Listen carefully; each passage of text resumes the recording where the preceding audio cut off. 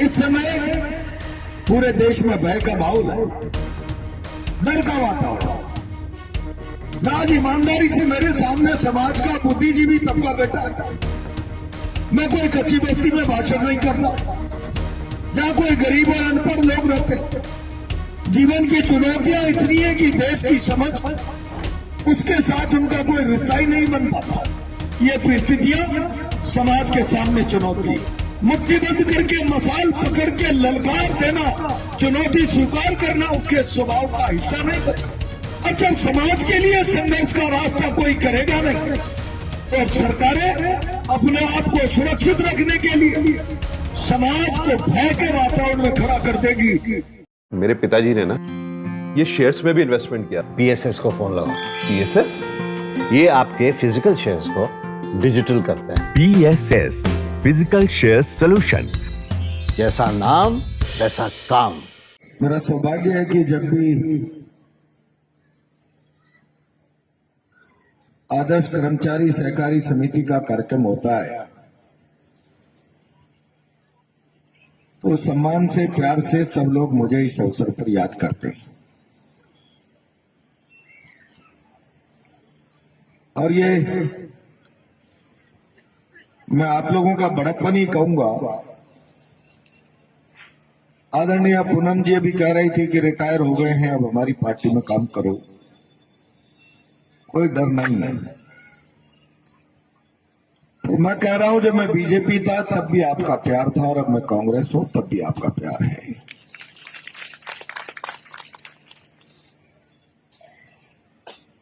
मैं बहुत लंबी चौड़ी बात नहीं करूंगा। मैं सुल्तानपुर से 4:30 बजे सीधा ही आ रहा था, लेकिन मुझे कहा गया कि थोड़ा रुक कर आए, और उस रुकने के कारण अब समय ऐसा हो गया कि मैंने हैं, बुजुर्ग सेवानिवृत्त व्यक्ति हैं, मैं केवल इस अवसर पर इतना कहूंगा, आज सेवानिवृत्त लोगों का सम्मान किया है, और सेवानिवृत्ति के बाद इस सम्मान के समय ये महसूस न करें कि हम राजकीय सेवा से दायित्व मुक्त हो गए। दुर्भाग्य से देश की व्यवस्था ऐसी बन रही है कि सरकारी कर्मचारी होने के कारण राष्ट्र की सेवा की परिभाषा राजकीय सेवा में करती है। मन में ये विचार और भाव होने चाहिए कि मैं कल तक सरकारी वेतन और मानदेय प्राप्त करके राष्ट्र की सेवा करता था, अब सेवानिवृत्ति के बाद मैं जिम्मेदारी से, मनोभाव से, ईमानदारी से और ज्यादा ताकत से राष्ट्र की सेवा करूंगा। और मैं जब और ज्यादा ताकत से बात कर रहा हूं तब ये इसलिए कह रहा हूं कि मैं कल तक जब सेवा में था, मेरे साथ कई प्रकार की आचार संहिताएं थी, कई प्रकार के कोड ऑफ कंडक्ट थे, कई प्रकार की सीमाएं और मर्यादाएं थी। उन सीमाओं और मर्यादाओं में रहकर मैंने सरकार का काम किया, राष्ट्र का काम किया। लेकिन सेवानिवृत्ति के साथ ये सीमाओं का दायरा मेरे साथ समाप्त हो गया, और मेरी सीमाओं का और काम का विस्तार हो गया। और ये इसलिए भी आवश्यक है कि आप लोगों के साथ इस देश के बारे में, समाज के बारे में, व्यवस्था के बारे में 60 सालों के जीवन का लंबा अनुभव और 60 साल का अनुभव लेकर कोई व्यक्ति समाज में कोई सुधारात्मक काम करे, समाज में कोई रचनात्मक सोच का बीज डालने का प्रयास करे, समाज में गलत और अनीति के खिलाफ समाज को अवेयर करने का प्रयास करे, तो मेरा विश्वास है उसका अनुभव, उसका तजुर्बा निश्चित रूप से समाज के लिए लाभदायक सिद्ध हो सकता है। बहन पूनम जी ने कहा आप डरने की जरूरत नहीं। इस समय पूरे देश में भय का माहौल है, डर का वातावरण। मैं आज ईमानदारी से मेरे सामने समाज का बुद्धिजीवी तबका बैठा है। मैं कोई कच्ची बस्ती में भाषण नहीं कर रहा, जहां कोई गरीब और अनपढ़ लोग रहते हैं। जीवन की चुनौतियां इतनी है कि देश की समझ उसके साथ उनका कोई रिश्ता ही नहीं बन पाता। मैं ऐसे तबके में नहीं हूं। मैं ऐसे तबके के बीच में काम कर रहा हूं जिनके पास अपना नजरिया और अपना सोच है। तब मैं एक सवाल खड़ा कर रहा हूं, क्या लोकतंत्र में सरकारें भय का कारण है? सारी सत्ता की ताकत की आजमाइश जनता में भय पैदा करने के लिए कर दी जाए। मैं समझता हूं इससे बड़ा लोकतंत्र के लिए घाती कदम नहीं हो सकता। इस समय इस प्रकार की परिस्थितियां हैं। सारे शहर का व्यापारी, सारे राजस्थान का व्यापारी, मैं देश के बारे में बात नहीं करना चाहता, आज स्तब्ध है। अगर वो कोई विरोधी दल के नेता से मिलना चाहता है, जिनकी गुड्डी बुड्डी जो मिले हुए उनकी तो मैं नहीं कहना चाहता, लेकिन ईमानदारी से जो अपना दायित्व सत्ता और विरोध का निभाते, ऐसे किसी विरोधी दल के व्यक्ति के साथ कोई कर्मचारी मिलना चाहता है, कोई व्यापारी मिलना चाहता है। हालात इस निम्नतम स्तर तक चला गया कि कोई व्यक्ति अपने निजी संबंधों को निभाने के लिए विरोधी दल के लोगों के साथ अपना संबंध स्थापित नहीं कर सकता, संवाद स्थापित नहीं कर सकता। ये परिस्थितियां समाज के सामने चुनौती है, ये पूरी व्यवस्था के लिए चुनौती है। और इन परिस्थितियों में समाज को आत्मविश्वास कैसे मिले? सरकारें जनता की गुलाम है, जनता सरकारों की गुलाम नहीं है। और जब जब लोकतंत्र में इस प्रकार की परिस्थितियां पैदा होती है, किसी न किसी को तो मसाल हाथ में पकड़नी पड़ती है। आज स्थिति ये बन गई कि नौजवान पीढ़ी उसकी मुट्ठी बंद होना बंद हो गया। मुट्ठी बंद करके मसाल पकड़ के ललकार देना, चुनौती स्वीकार करना उसके स्वभाव का हिस्सा नहीं बचा। जैसे उसका आत्मविश्वास मर गया, उसको कैरियर का भय दिखाकर उसे राष्ट्र की जो मजबूत दौलत और पूंजी के रूप में इस्तेमाल होना है, उसके इस विचार का खून कर दिया। उसे कहा गया तुझे कैरियर सुरक्षित करना, अब संघर्ष का रास्ता छोड़ दो। और जब समाज के लिए संघर्ष का रास्ता कोई करेगा नहीं, तो सरकारें अपने आप को सुरक्षित रखने के लिए समाज को भय के वातावरण में खड़ा कर देगी।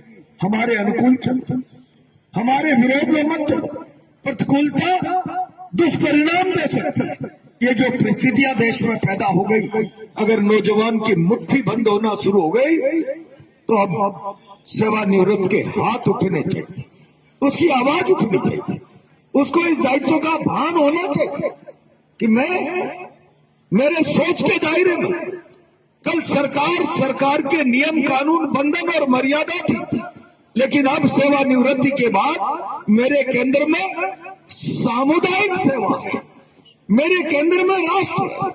और जो भी मेरे सामुदायिक सोच और राष्ट्र के नजरिए के साथ काम करने में बाधक बनेगा, मैं मुट्ठी बंद करके इनकलाब करूंगा, इनकलाब करूंगा। और ये बात जब मैं सेवानिवृत्ति के 60 साल 65 साल के लोगों से बात कर रहा हूं, तब मैं कह रहा हूं, कांग्रेस का कार्यकर्ता बन जाने के बाद कह रहा हूं, कौन कहता है कि इनकलाब केवल जवानी की आवाज से आता है? स्वामी विवेकानंद जी ने कहा, उठो, आगे बढ़ो, रुको मत, तब तक चलते रहो जब तक लक्ष्य को प्राप्त नहीं कर लो।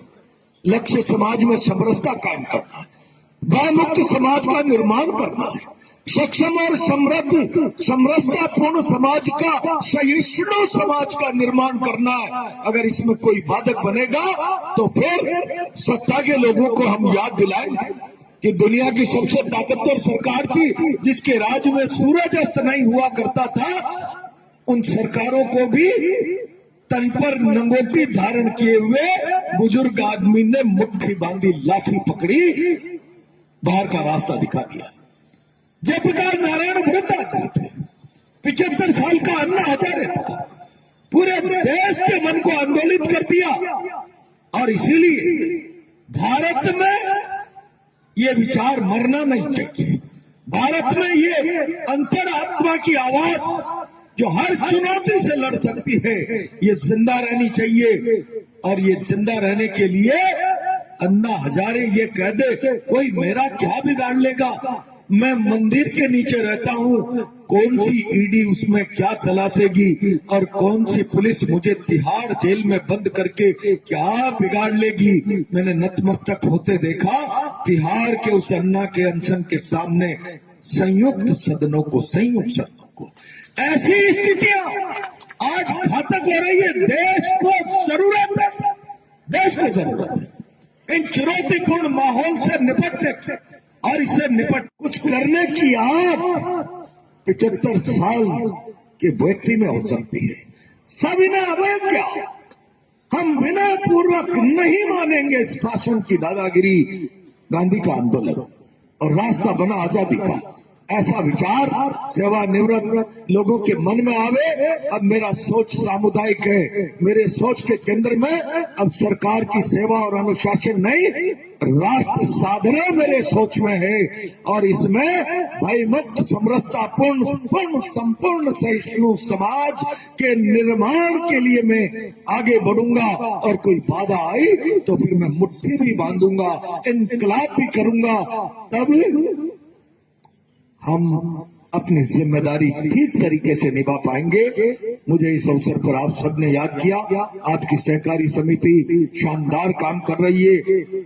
बहुत जिम्मेदार और ईमानदार लोग इस समिति की व्यवस्था में हैं। आजकल समितियां कब्जे के संगठन हो गए, दुकानें हो गई। जिस प्रकार से अन्य क्षेत्रों में काम करने वाली सहकारी समितियों को अपनी दुकानें बनाकर कुछ लोगों ने जो ठेकेदार बन गए, ये परंपराएं डाल दिए। इन परंपराओं को भी कहीं न कहीं समाज में अवेयरनेस लाकर समाप्त करना पड़ेगा। एक संदेश आदर्श कर्मचारी सहकारी समिति को सारी हाड़ोती में इस विषय का भी देना पड़ेगा। लोगों के मन को जगाना पड़ेगा। लोगों के मन में अवेयरनेस और आग दोनों लानी पड़ेगी। इसी आह्वान के साथ मैं अपनी बात को विराम देता हूँ। बहुत बहुत धन्यवाद।